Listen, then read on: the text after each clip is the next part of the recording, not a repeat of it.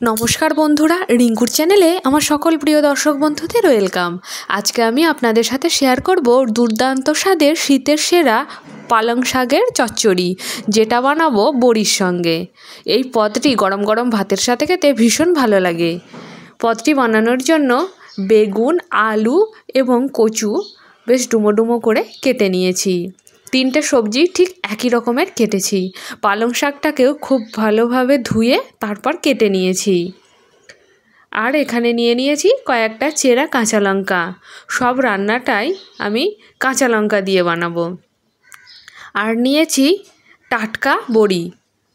ফোড়নের জন্য নিয়েছি শুকনো লঙ্কা, তেজপাতা আর পাঁচফোড়ন। মশলার মধ্যে নিয়েছি হলুদ গুঁড়ো। পুরো রান্নাটাই সর্ষের তেলে বানাবো। কড়াটা গরম করে কড়ার মধ্যে দিয়ে দিচ্ছি খাঁটি সর্ষের তেল। এবার তেলটাকে বেশ ভালোভাবে গরম করে নেব। আপনি যদি আমার চ্যানেলে নতুন দর্শক বন্ধু হয়ে থাকেন তাহলে প্লিজ আমার চ্যানেলটিকে সাবস্ক্রাইব করে পাশে থাকার অনুরোধ রইল। তেলটা কড়ার চারপাশে খুব ভালোভাবে বুলিয়ে নিয়েছি এবং তেলটাকেও বেশ গরম করে নিয়েছি। এবার বড়িগুলোকে ভেজে নিচ্ছি। বড়িগুলোকে লাল লাল করে ভেজে নেব। আমার এই ঘরোয়া রান্নাগুলো আপনাদের কেমন লাগছে অবশ্যই কমেন্টের মাধ্যমে আমাকে জানাবেন। আপনাদের একটা মূল্যবান মন্তব্য আমাকে নতুন নতুন ভিডিও বানাতে আগ্রহী করে তুলবে। বড়িগুলো ভাজা হয়ে গেছে, এবার আলাদা একটি পাত্রে বড়িগুলোকে তুলে নিচ্ছি। এইবার রান্নাটিতে ফোড়নের জন্য দিয়ে দিচ্ছি পাঁচফোড়ন, তেজপাতা আর দিয়ে দেব শুকনো লঙ্কা। ফোড়নটাকে বেশ ভালোভাবে নাড়াচাড়া করে নিচ্ছি। ফোড়নটা থেকে যখন সুমিষ্ট গন্ধ বেরিয়ে আসবে, অর্থাৎ 30 থেকে 40 সেকেন্ড ফোড়নটাকে ভাজলেই ফোড়নটা একদম রেডি। ফোড়নটা রেডি হয়ে গেছে। এবার আস্তে আস্তে কেটে রাখা আলু, বেগুন এবং কচুগুলোকে দিয়ে দিচ্ছি। প্রথমে আলু এবং কচুটাকে দিলাম। আলু এবং কচুটাকে বেশ লাল লাল করে ভেজে নিয়ে তারপরে এর মধ্যে বেগুনগুলো দিয়ে দেব। কচু এবং আলুটা প্রায় 6 থেকে 7 মিনিট সময় ধরে হাই ফ্লেমে ভেজে নিচ্ছি। এরপর এর সঙ্গে অ্যাড করছি স্বাদমতো লবণ আর হলুদ গুঁড়ো। হলুদের কাঁচা গন্ধ চলে যাওয়া পর্যন্ত সব কিছুকে খুব ভালোভাবে ভেজে নেব। আমার এই রান্নাটা যদি আপনারা এখনও বানিয়ে না থাকেন, এই ভিডিওটি দেখে একবার বানাবেন আমার মতো করে। আশা করছি আপনাদের ভীষণ ভালো লাগবে। এই পর্যায়ে অ্যাড করে দিলাম বেগুন।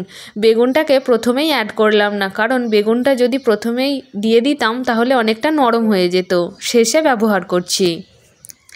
বেগুনগুলোকেও বেশ লাল লাল করে ভেজে নেব।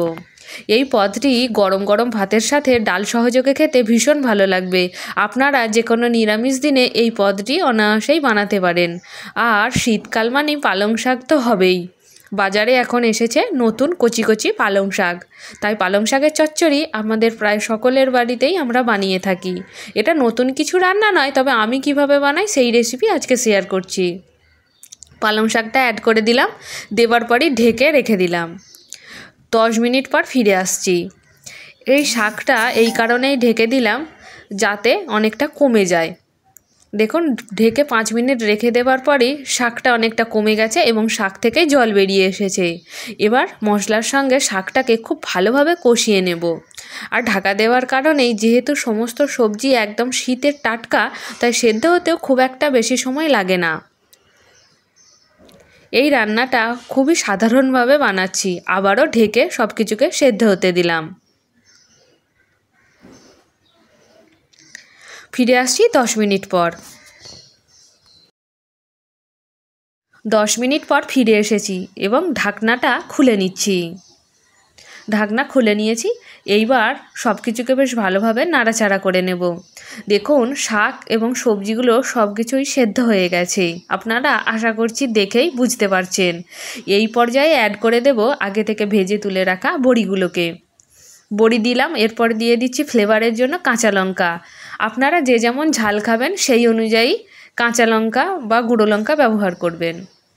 এরপর দিয়ে দিচ্ছি চিনি। শাকের মধ্যে একটু চিনি ব্যবহার করলে এর ব্যালেন্সটা খুব ভালো আসে। এবার সব কিছুকে খুব ভালোভাবে মিশিয়ে নিচ্ছি। ভিডিওটি ভালো লাগলে একটা লাইক দেবেন এবং আপনাদের প্রিয় বন্ধুবান্ধবদের সাথে ভিডিওটিকে শেয়ার করার অনুরোধ রইল। শাকটাকে ভালোভাবে সব কিছুর সঙ্গে কষিয়ে নিয়েছি। একদম পারফেক্ট সেদ্ধ হয়ে গেছে। এবার গ্যাসের ফ্লেমটা অফ করে দিলাম। ঢেকে 10 মিনিট স্ট্যান্ডিং টাইমে রেখে দিচ্ছি, তারপর ফিরে আসছি। এবার আলাদা একটি থালায় তরকারিটা ঢেলে নিলাম।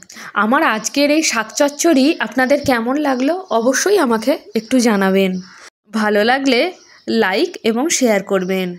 আজকে এ পর্যন্তই। আবার আপনাদের সাথে দেখা হবে অন্য একটি পর্বে অন্য একটি নতুন রেসিপির সাথে। ততক্ষণ আপনারা সকলে সুস্থ থাকবেন, সাবধানে থাকবেন এবং আমার পাশে থাকবেন। ধন্যবাদ।